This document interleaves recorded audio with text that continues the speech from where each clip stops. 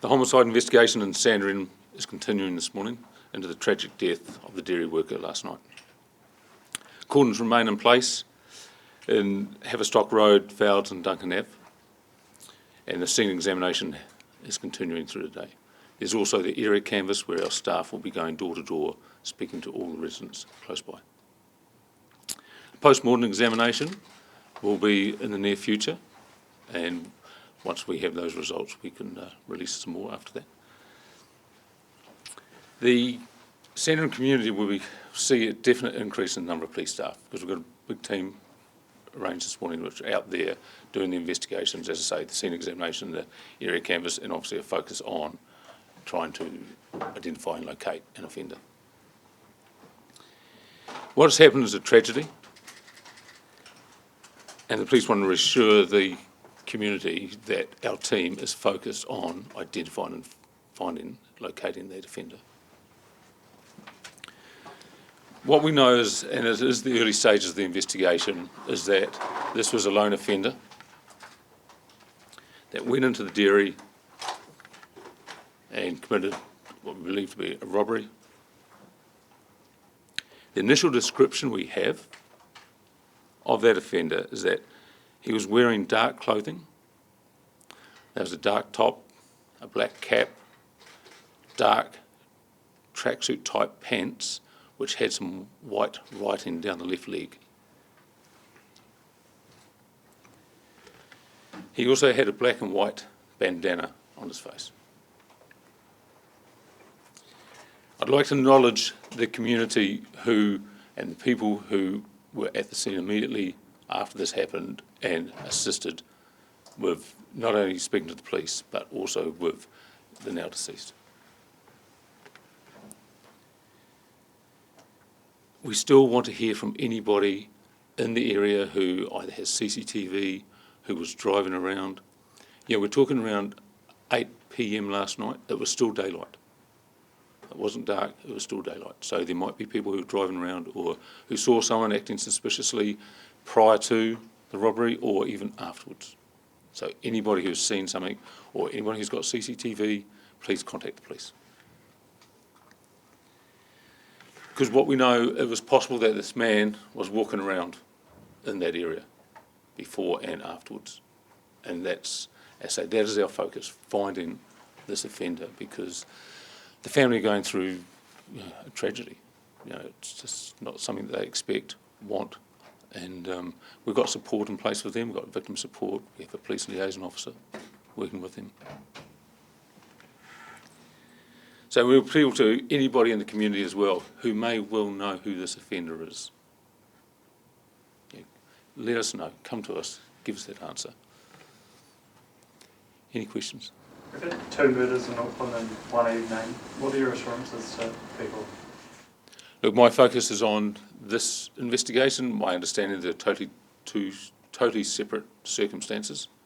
But my focus is, and our team, is this homicide of our victim, who's a 34-year-old male, and he's got a family who are grieving, and we need to locate and find the offender. With the man still out there though, what sort of assurance can you give to the community that might feel a bit uneasy about what's happened? Yeah, the community are going to feel some apprehension about what's happened, but as I say, we have a large team out there working on this investigation, and we will need the public help in trying to identify the offender. And that's what I'm saying, if there's somebody out there who knows who it is or has seen anything, someone acting suspiciously before or afterwards, please let us know, because it'll just help our investigation move forward in a quicker time. And what about other maybe local dairy owners in the area as well? They must be feeling a bit uneasy about this and knowing that the man is still out there?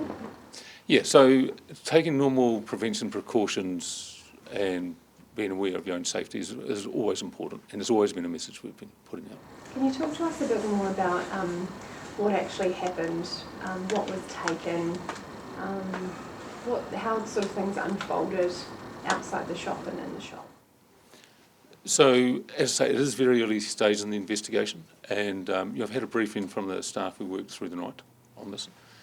But, it appears the offender's gone into the dairy to commit a robbery. We believe a till has been stolen from there.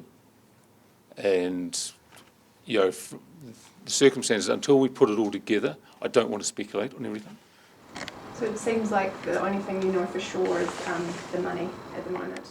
It appears that a till has gone, and we know that our victim was stabbed and subsequently died. Did the shop have CCTV or not? That's part of what we're looking at the moment and getting that information.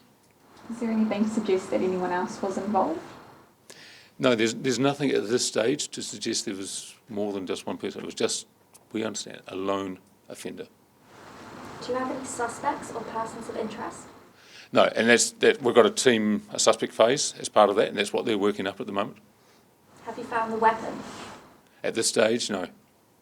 Can you describe what he was wearing? Where did that come from? Was it from CCTV? Was it from what?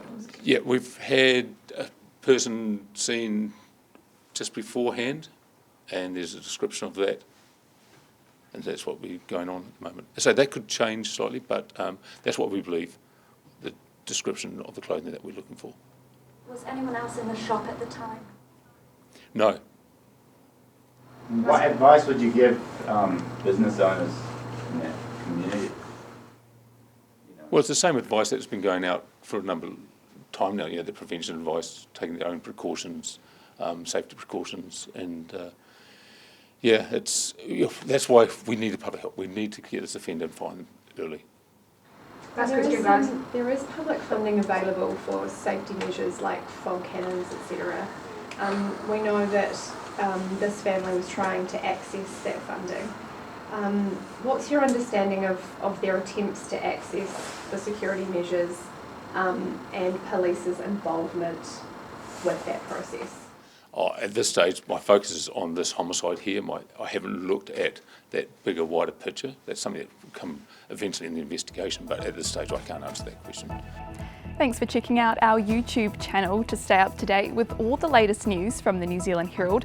Click the subscribe button below or check out one of the videos here and head over to nzherald.co.nz for more details on these stories and more.